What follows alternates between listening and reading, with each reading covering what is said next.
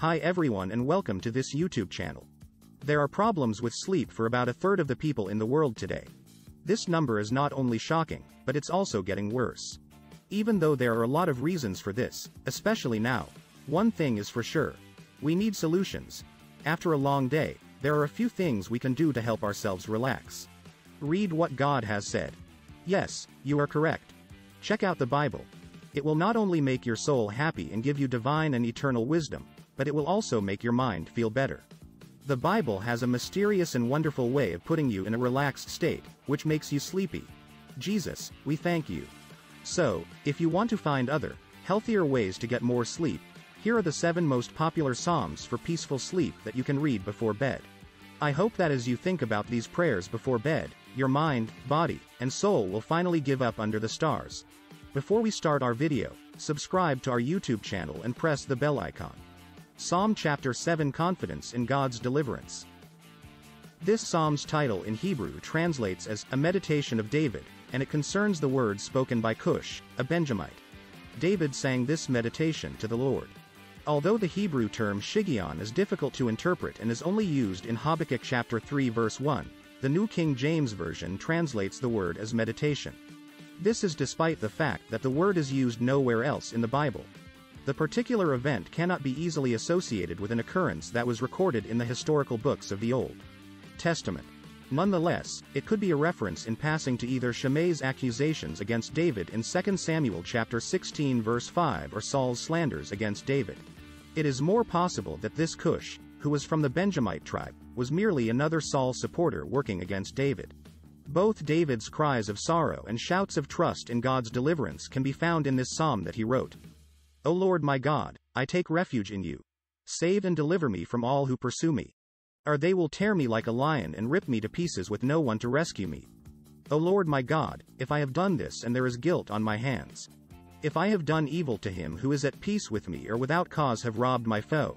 Then let my enemy pursue and overtake me. Let him trample my life to the ground and make me sleep in the dust.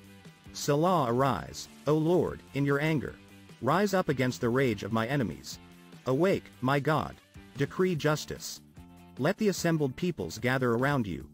Rule over them from on high. Let the Lord judge the peoples. Judge me, O Lord, according to my righteousness, according to my integrity, O Most High. O righteous God, who searches minds and hearts, bring to an end the violence of the wicked and make the righteous secure. 2. Psalm chapter 23. The Lord is my shepherd and my host.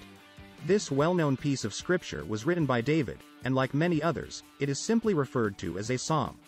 The majority of commentators agree that it is a psalm written in David's latter years, yet it contains many references to his earlier work as a shepherd. Charles Spurgeon once penned, "First like to recollect the fact that this psalm was composed by David, perhaps when he was a king, and this is something that I like to think about." He had a history of working as a shepherd, but he didn't let that make him feel any differently about himself. The Lord is my shepherd, I lack nothing. He makes me lie down in green pastures, he leads me beside quiet waters. He refreshes my soul. He leads me beside quiet waters, for his name's sake. 3. Psalm chapter 27. The seeking, waiting life rewarded. This psalm is referred to only as a psalm of David in its title. It is impossible to say for certain when in David's life this particular psalm was written, as is the case with the majority of the psalms he wrote. It speaks of problems from foes, opponents, false witnesses, and aggressive individuals, yet this was true during many eras of King David's life. Here were numerous times when King David faced trouble from his enemies. Because there is such a striking contrast between the first half and the second half of this psalm, many people believe that the two halves were originally separate psalms that were later sewn together. This concept, according to Alexander Maclaren, has much in its favor. Nonetheless, it ignores the fact that the experience of the man or woman of God might vary significantly even over the span of a single day or song. The Lord is my light and my salvation. Whom shall I fear? The Lord is the strength of my life. Of whom shall I be afraid? When the wicked came against me to eat up my flesh, my enemies and foes, they stumbled and fell. Though an army may encamp against me, my heart shall not fear. Though war may rise against me, in this I will be confident. 4. Psalm chapter 31. Shelter from trouble in the secret place of God's presence. This psalm is referred to only by its title, which is to the chief musician, one of David's psalms. Charles Spurgeon said it accurately when he commented on the title of this psalm. The dedication to the chief musician proves that this song of mingled measures and alternate strains of grief and woe was intended for public singing, and thus a deathblow is given to the notion that nothing but praise should be sung. We do not have a specific marking place in David's life for this psalm because he was in trouble so frequently. It is resonant of a profound and personal trust in God, even in the most trying of circumstances. In you, O Lord, I have taken refuge. Let me never be put to shame. Deliver me in your righteousness. Turn your ear to me, come quickly to my rescue. Be my rock of refuge, a strong fortress to save me. Since you are my rock and my fortress, for the sake of your name lead and guide me. Free me from the trap that is set for me, for you are my refuge. Into your hands I commit my spirit. Redeem me, O Lord, the God of truth.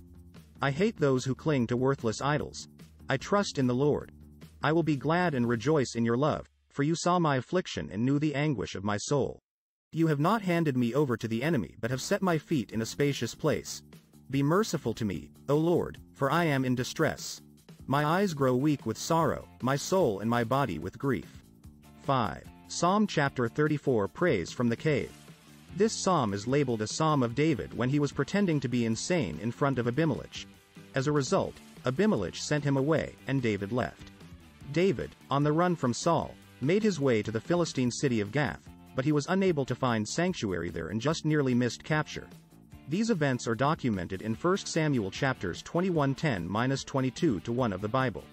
After that, David traveled to the cave at Adullam, where he was soon joined by a large number of other destitute men. This psalm, which is full of rejoicing and sound advice, appears to have been composed in that cave and performed in the presence of those guys.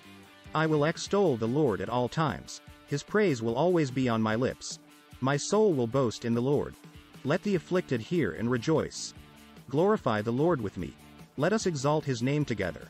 I sought the Lord, and he answered me. He delivered me from all my fears.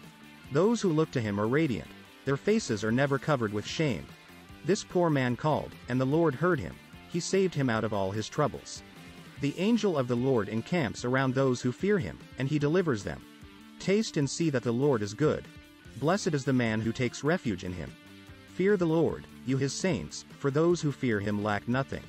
6. Psalm chapter 61 Hope and Help. When my heart is overwhelmed. This psalm is addressed to the leader of the musical ensemble. On a musical instrument with strings. One of David's psalms. David was frequently in peril, but the specific events of his life that led him to write this psalm are unknown to us. It does appear to be something that happened after he ascended to the throne. Some people have speculated that it originates from the time of Absalom's rebellion or from his military campaign along the Euphrates River, since the text makes a reference to the end of the earth. 2 Samuel chapter 8 verses 3-4. These are some potential interpretations of this psalm. Nevertheless, none of them should be seen as definitive. Hear my cry, O God. Attend to my prayer. From the end of the earth I will cry to you, when my heart is overwhelmed. Lead me to the rock that is higher than I. Psalm chapter 91 The assurance given to those who trust in God. This psalm does not have a title, and as a result, its author cannot be determined. Some people believe that Moses wrote it because it contains echoes of Psalm chapter 90 in its structure and content. Some people believe that David was the author of this psalm since it has similar concepts and phrases to Psalm chapter 27 and Psalm chapter 31. Some of its vocabulary, of fortresses and shields, reminds us of David, to whom the Septuagint ascribes it. Other words recall the Song of Moses in Deuteronomy chapter 32, as did Psalm chapter 90.